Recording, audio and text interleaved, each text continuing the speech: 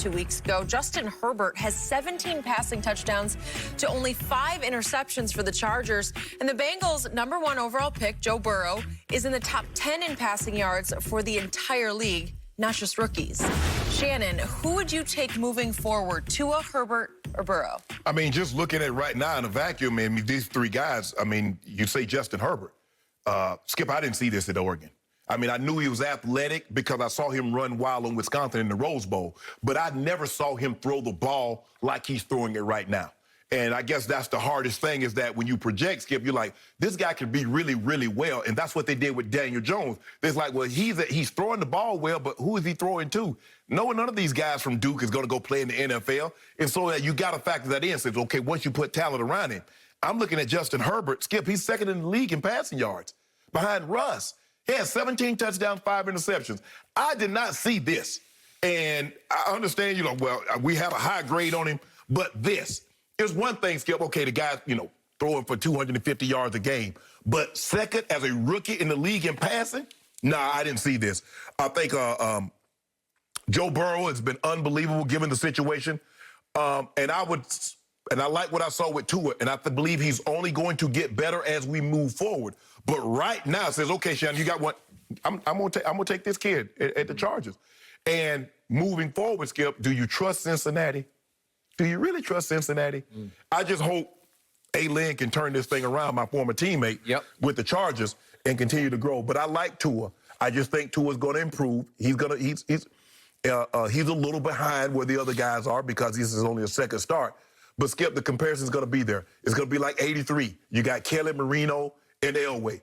And you hope it's going to be. No, but I'm saying that's going to be the comparison. Right. But Tony Eason and Kenny O'Brien was also in that draft. And then you get 04, where you got Eli, Phillip Rivers, and Big Ben. And so now you have another, set. And you, like you said, hopefully they're like this. But the question is, when you look at the 04 draft, Skip, who do we say the best? Because Eli has 2 Super Bowls with two Super Bowl MVPs. Big Ben has 2 Super Bowls with no MVPs. And Phillip Rivers has a ton of yards and a ton of touchdowns. So ultimately, how are we going to measure these guys is going to be by championships. Because, and do we believe, I think Tua has the best chance to get the first championship. I don't see Cincinnati. Cincinnati and Super Bowl don't even go together. They did once upon a time. Back in the 80s, Kenny Anderson and Boone, my former partner at CBS Boone. Yep. Like you, I watched Justin Herbert a lot at Oregon. I didn't remotely see this. I saw him too often in big games in the Pac-12 just come unglued. Skip, not to cut you off, but you remember they opened the season. They played in Jerry World. They played Auburn. They did. And I'm like, y'all talking about this guy could possibly be the #1 pick in the draft? Nope. No way. He would unravel, big turnovers, big moments, sort of go blind, just didn't seem to see the field. I don't know what it is about pro football that suited him, but this suits him. I also think that's a good football team. Yeah. There's a lot of pieces to the puzzle there. They got some weapons. Which is why I couldn't believe they didn't go get Cam. I thought this is made for Cam, SoFi Stadium. Right. And I thought Cam could take this team places. They could go a distance in the playoffs. But instead, they go 6th overall. They pick Justin Herbert, and it looks like not a good pick. It looks like all-time great pick. You got Keenan Allen, you got Hunter Henry, you got the Williams kid, they got Eckler. Skip, they got some talent. And they got Eckler's not even there right now. Right, but I'm saying they got some talent on the offensive side. Okay, he doesn't have much to show for it yet in his record because he's 1-6. Right. But 17 touchdowns to only 5 picks. You can live with that. Ugh. 6 feet, 6 inches tall, and he can run. Yeah. So he's averaged 5 yards a run on 33 carries. That'll work. His QBR is way up at 73, and he's lost 6 games, and he still has a QBR 73. They should have won Sunday, Skip. He had the guy that got dropped when he hit the ground. They should have won about 4 of them. Yeah, they really should have. They really should have. I got it, and I hope your man survives, Anthony Lynn. He got to go and get some wins. Okay, I dug in on Joe Burrow before the draft, and I'm still there. I would still take him long-term over Justin Herbert. And it's because his degree of difficulty is so high. It's not a good football team. In fact, it's been a divided football team. Carlos Dunlap, somebody's always unhappy and wants out, right? Everybody wants out. And yet he's kept them together enough to go 2-5-1. He's 67% of his passes. He's 11 touchdowns to only 5 interceptions. And he's got athletic ability because he was a good high school basketball player. And at 6'4", he can run. Yeah. He can escape. But what I like the most is his mental and physical toughness under siege without much protection is spectacular. And that's what concerns me, Skip, is that he's taking some punishment. He is getting He's taking hits and he's taking sacks. Yep. So that's what concerns me about him long term. How much of that is he going to be able to withstand? They got to get him some protection. Yep. He's got swagger. He's got competitive fire.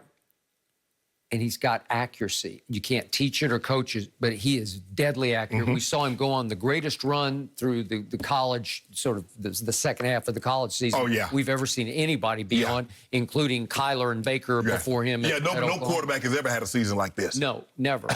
And he has done even better than I thought he could for a really bad football team. And to your point, I hope he just doesn't get flat out hurt where he just can't go anymore.